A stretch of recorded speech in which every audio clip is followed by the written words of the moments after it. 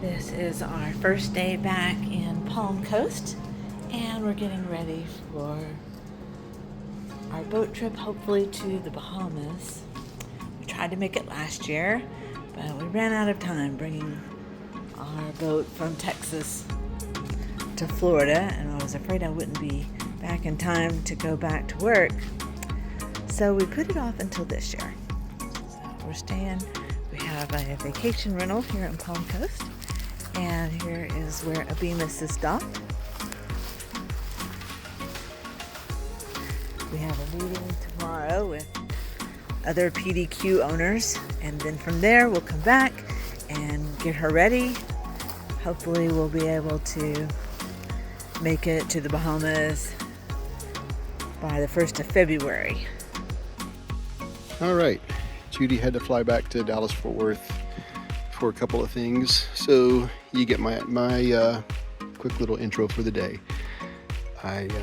Water is 56 degrees, and I jumped into that water with a thin wetsuit on, spent about an hour in there cleaning the holes. I think I did a pretty good job. Let's see if I can zoom in on that. There you go. That's not so bad. And I washed the boat, gave it a quick wash today. I did not have time to polish it. We were hoping to put on striping. You can probably see the striping. It's white on white. You just see the different color gel coat. I can zoom in right there. You might see it. But, oh, there it is. Yeah, you can see that. Simple fact of the matter is, we got back from skiing. We both had a little bit of a sniffle. So this week wasn't quite as productive as we wanted it to be. We're leaving Palm Coast. It's been a week.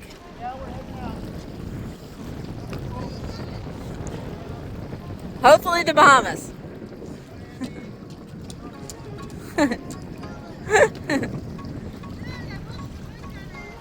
Thank you.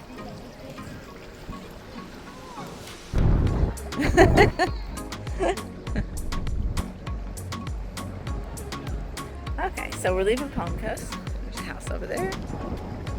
We had a few of the neighbors actually see us off, some further down. And, oops, too fast.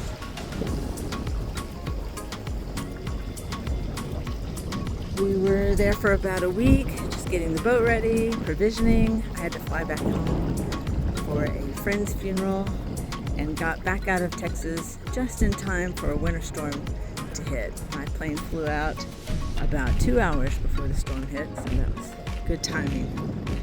We're headed south down to Stewart, where we'll take the animals into the vet and see if we can get the rest of their paperwork to clear the Bahamas, and then we'll head further down south to Biscayne Bay before we cross over, if everything works out. All right, this is sun going down, day one. That is the new Smyrna Beach inlet. I don't know why Navionics took us that way instead of sticking us on the ICW. It would have been easier to follow, but a little dicey just as the sun is setting. You see over there, that's low tide. Those are shoaling areas. If I pan over here, you can see the sunset, and you can see the shoaling areas that are over there. Most of that disappears at high tide. All of this over here, all disappears at high tide, but it's low tide right now. And we're going to continue on a little bit further until we find a good anchoring place, and then we'll call it a night.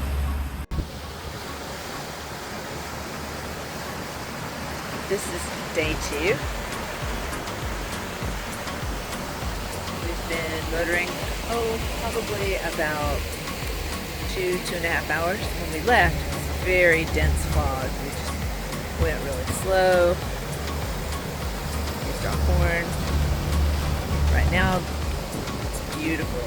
A lot of fishermen out today, very calm. We've seen a ton of dolphins this morning. We are going south on the Indian River.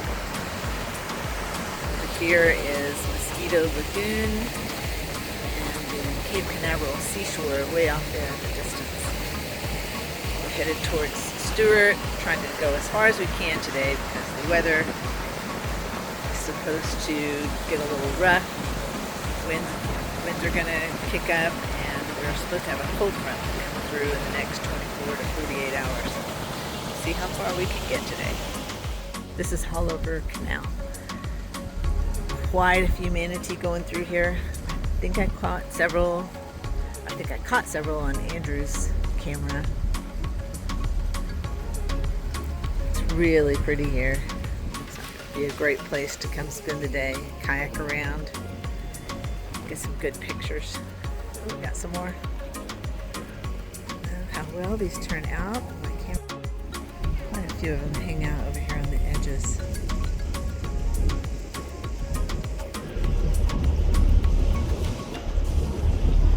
There's some right there.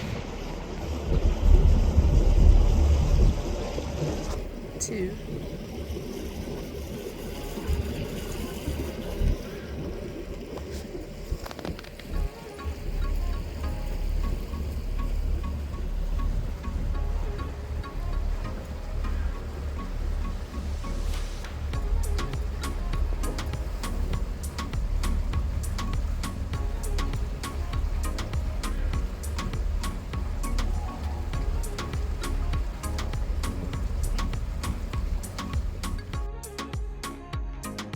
It is nighttime, day 2 of our trip since we left Palm Coast. We're anchored here in Vero Beach off the Intracoastal Waterway. There's quite a few other boats that are anchored over here with us.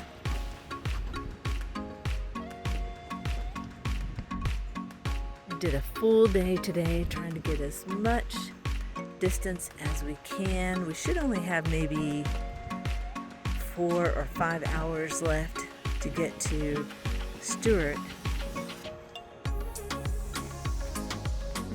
We're trying to get there before the weather turns bad, sometime tomorrow afternoon, and definitely by tomorrow night.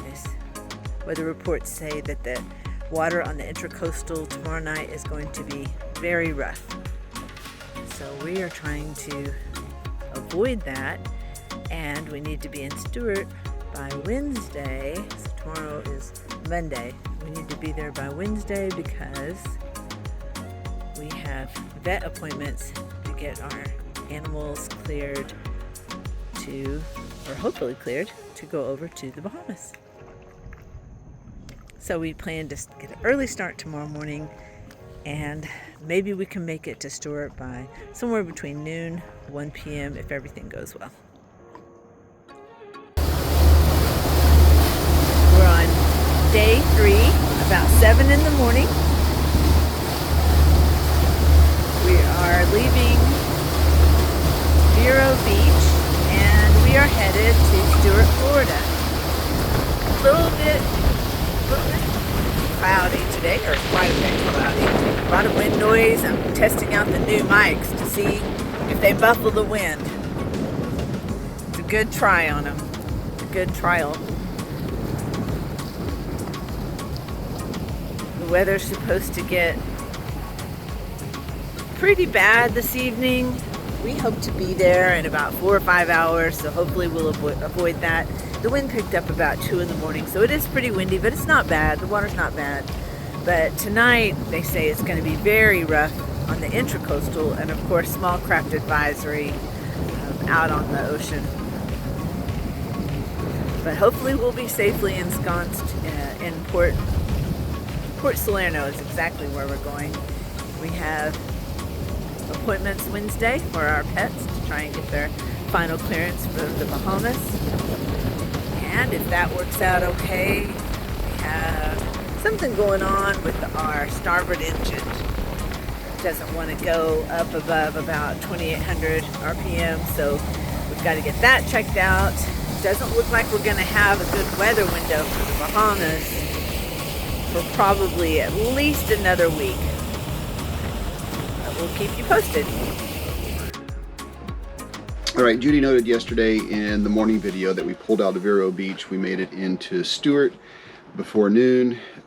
Drove around for a little while trying to find a marina, and I'll see if I can insert a few things, but there wasn't a whole lot that we could take pictures of. If you look behind me, you'll see the boat moving around. That's actually us moving around. We're in a catamaran, and one thing that's a drawback about a catamaran is if you have waves that are coming in on the beam side, you get a lot of rock. And there's an inlet that's just around the corner. We had gale winds last night, 40 or so miles an hour most of the night, so we had a lot of rocking and pushing that water around, and it rounds the corner and the waves are hitting us, so that's rocking us back and forth. Most of the time, catamaran's a great thing to have. Let's see. Last night we didn't get the best sleep because of that. A lot of any little creak on the boat tends to wake you up. So that was yesterday. Today, need to fall off in the water and take a look at all the underneath. We had a light grounding yesterday. I would just want to double check all the rudders and make sure all that's good. It's a full keel boat, which is great, but that doesn't mean the rudders aren't exposed. And yesterday I had just transferred 50 or so gallons from the front tank to the back tank, so we were riding a little bit low. So even though we have a full keel, because there was less weight in the front, more weight in the back, it kind of caught on the back half of the boat. I think we're good. We only had about 1 inch of sand. And by the way, in the Stewart, Port St. Lucie area, water from the channel will go from 8 feet to 2 feet in about 6 feet. And if you got a good 15-20 knot wind from the west pushing you sideways, it's really easy to drift out of the channel without knowing it. So there's the lesson for the day.